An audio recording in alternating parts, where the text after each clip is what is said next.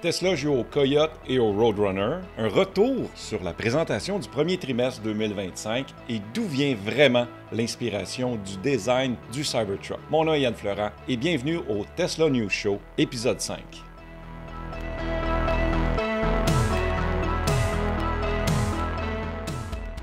Un nouveau test inspiré des cartoons a récemment mis à l'épreuve la version 13 de la Full Self-Driving de Tesla. Dans une vidéo publiée le 21 mars 2025, un propriétaire de Tesla a décidé de défier le système autonome de son véhicule en récréant une scène du célèbre Coyote de Looney Tunes. Vous savez, cette scène où l'on peint un faux tunnel sur un mur pour piéger le Roadrunner, mais il finit par s'y écraser de lui-même. Eh bien ici, c'est une fausse muraille qui a été peint pour ressembler à une continuation de la route et le but était simple, voir si la FSD V13 pouvait détecter l'obstacle et s'arrêter à temps. Les résultats sont fascinants, mais ils révèlent aussi des différences importantes entre les versions de matériel Tesla. Sur un véhicule équipé du système Hardware 4, le plus récent, le système avec la FSD V13 réussit à identifier le faux mur et à stopper la voiture en toute sécurité. De ce côté-là, c'est une victoire impressionnante pour Tesla, qui montre à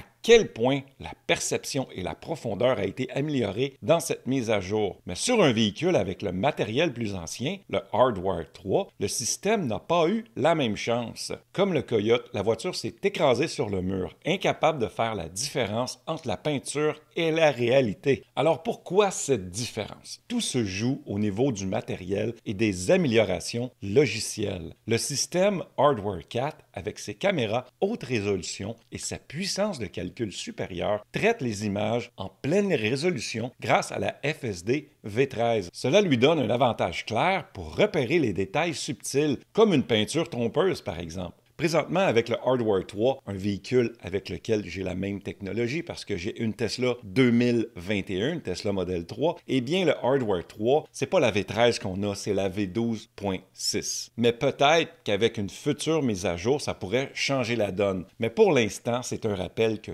tous les Tesla ne sont pas égaux face à ce défi inattendu. Ce test, bien que peu farfelu, n'est pas si loin de la réalité. Imaginez une situation où quelqu'un décide de jouer un prank insensé sur la route, ou pire encore, avec des conditions visuelles trompeuses qui apparaissent naturelles pour le système de Tesla. Savoir que la FSD V13 sur un Hardware 4 peut gérer ce genre de scénario est rassurant. Ceci étant dit, ne paniquez pas même si vous avez le Hardware 3. C'est pas comme si le Coyote allait surgir au coin de la rue avec une bombe Acme. Tesla travaille dur pour améliorer la perception de ses véhicules et la FSD V13 marque un pas en avant significatif. Des caméras plus performantes et des traitements de données en temps réel montrent que l'entreprise pousse les limites de la conduite autonome. Reste à voir si ces avancées seront un jour portées à tous les modèles ou si les propriétaires de Hardware 3 devront attendre une mise à jour miracle ou carrément changer de voiture. Ce test du mur du Coyote est plus qu'une simple anecdote pour créer une vidéo amusante. Mais également, ceci met en lumière les progrès de Tesla dans la conduite autonome, mais aussi les défis persistent. Pour ceux qui ont la dernière génération, le Hardware 4, eh bien, c'est une bonne nouvelle. Tesla est prêt à déjouer ce test cartoonesque. Et Tesla continue d'apprendre à naviguer un mur à la fois. Non, mais ça, là, c'est comme un jeu de mots pour terminer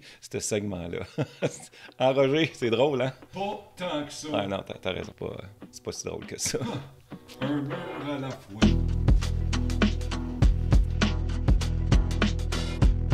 Tesla a récemment organisé une réunion générale pour ses employés pour le premier trimestre 2025. Et cette fois, l'événement a été rendu public, diffusé en direct sur X pour que tout le monde puisse y assister. D'ailleurs, si vous voulez voir la vidéo complète en français traduite pour vous, c'est disponible sur ma chaîne YouTube Yann Florent. Allez voir ça là, mais pas là, parce que là, vous regardez ça. Mais si jamais vous êtes trop large pour vous taper le 50 quelques minutes au complet, vous pouvez regarder le petit résumé qu'on regarde ensemble rapidement, genre là. Elon Musk, le PDG de Tesla, a pris la parole dans l'usine de la Gigafactory au Texas devant une foule d'employés pour partager les dernières nouvelles et les ambitions de l'entreprise. Cette réunion intervient dans un contexte où Tesla fait face à des défis, notamment une chute de plus de 50% de la valeur de ses actions en 3 mois. Mais Musk a tenu à rassurer tout le monde. Selon lui, l'avenir de Tesla reste incroyablement prometteur. Un des points forts de cette réunion a été la mise en avant des réussites actuelles le modèle Y continue de dominer les ventes en 2025, confirmant la position de leader sur le marché des véhicules électriques. Musk a également célébré une étape impressionnante. Tesla a produit plus de 7 millions de véhicules à ce jour et prévoit atteindre 10 millions dès l'année prochaine. Ces chiffres montrent que malgré les turbulences, la production reste un pilier solide pour l'entreprise. Mais ce n'est pas tout. Musk a aussi parlé des projets futurs, avec un accent particulier sur l'autonomie et la robotique. Il a évoqué le Cybercab, un véhicule autonome qui pourrait révolutionner le transport, et a promis des avancées significatives dans ce domaine. Il a également mentionné l'usine de fabrication pour le futur Tesla Semi qui progresse bien et devrait bientôt renforcer la présence de Tesla dans le secteur des poids lourds électriques. Et puis, il y a Optimus, le robot humanoïde de Tesla. Musk a partagé sa vision ambitieuse des légions de robots qui pourraient transformer notre quotidien en créant une ère d'abondance durable où les besoins humains seraient pleinement satisfaits. Côté technologie, Musk a insisté sur le progrès de l'intelligence artificielle. Il a révélé que Tesla travaille sans relâche sur ses systèmes de conduite autonome avec une mise à jour imminente qui pourrait rendre plus de 7 millions de véhicules autonomes. Il a toutefois tempéré les attentes en expliquant qu'il ne sert à rien d'attendre des versions spécifiques comme le Hardware 5 ou le Hardware 6, car l'entreprise continuera d'évoluer rapidement avec ses versions successives Hardware 7 et 8, ainsi de suite. Cette approche montre que Tesla mise sur une innovation constante plutôt que sur des jalons figés. La réunion a également été l'occasion pour Musk de s'adresser directement à ses employés et aux investisseurs. Il leur a conseillé de tenir bon avec leur action Tesla malgré les récentes chutes boursières. Il a reconnu les difficultés, notamment les protestations et les actes de vandalisme visant l'entreprise, mais il a maintenu d'un ton optimiste, affirmant que Tesla est l'une des meilleures entreprises où travailler et que sa mission de durabilité continue de guider chaque décision. Musk a conclu en réaffirmant sa confiance dans la direction prise par Tesla, promettant des innovations à venir allaient non seulement répondre aux attentes, mais à les dépasser. Cette réunion générale de Tesla pour le premier trimestre 2025 montre une entreprise qui, malgré les vents contraires, reste tournée vers l'avenir.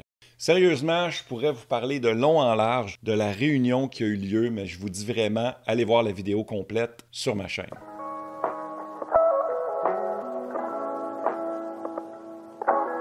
Des fois, on se pose des questions essentielles à la vie comme c'est qui l'enfant de 4 ans qui a dessiné le Cybertruck? Eh bien, derrière cette idée-là, il y a quand même un concept audacieux. Le Tesla Cybertruck, avec son design futuriste et anguleux, tire ses origines d'une version audacieuse imaginée bien avant la révélation officielle en 2019. Inspiré par des icônes de la science-fiction comme des films Blade Runner ou encore les véhicules robustes des jeux vidéo tels que Halo, ce tout-terrain électrique ne ressemble à aucun autre sur le marché. Elon Musk a voulu créer un véhicule qui évoque à la fois la puissance et l'innovation tout en défiant les conventions automobiles traditionnelles. L'idée initiale remonte à des discussions sur la nécessité d'un véhicule utilitaire durable, capable de résister à des conditions extrêmes, presque comme une armure roulante. Le Cybertruck n'est pas seulement un exercice de style, son exosquelette en acier inoxydable ultra résistant, le même matériau utilisé pour les fusées SpaceX, reflète une volonté de combiner l'esthétique et fonctionnalité. Musk a souvent mentionné que son design polarisant était intentionnel. Il ne voulait pas d'un énième pick-up classique, mais d'un objet qui provoque des réactions qui marquent les esprits. Les premières esquisses griffonnées il y a plus de 10 ans montrent déjà ces lignes tranchantes et ces silhouettes massives qui ont fini par définir le produit final. Malgré les retards de production et les défis techniques, le Cybertruck incarne une philosophie innovante sans compromis. Le Cybertruck s'inspirait en réalité du triste célèbre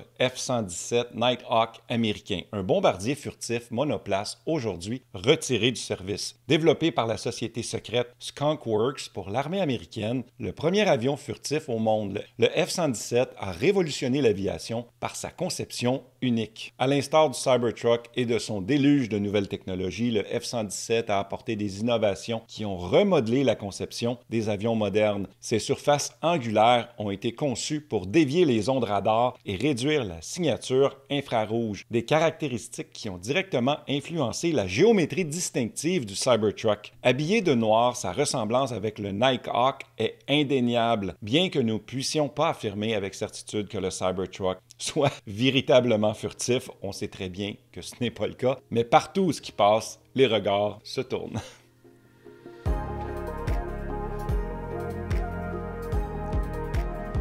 Si vous voulez avoir accès à du contenu exclusif juste pour toi, là, eh bien, tu as deux options. Tu peux devenir soit membre YouTube ou membre Patreon. Ça donne quoi, ça? Ça vous donne la même affaire. C'est juste deux choix différents à partir de 2 $ par mois. Fait que voilà, c'est complet. Merci beaucoup. On se voit d'une prochaine vidéo. Fait que Roger, faut aller faire la vaisselle, là. Ben voyons donc, de quoi tu parles, là? Ben oui, les sushis qu'on a mangés, là, faut ramasser ça, là. Des sushis? Ah, il est temps. Merci, la gang. Ciao. Ah ouais, le grand, il est temps. Attends, Yann, je viens de remarquer que ma flight est baissée. Oui! C'est pas vrai que tu vas me donner de la pression de même, là. Je me sens pas à l'aise. Je sens qu'il y a de la violence verbale là, qui se fait ici, là.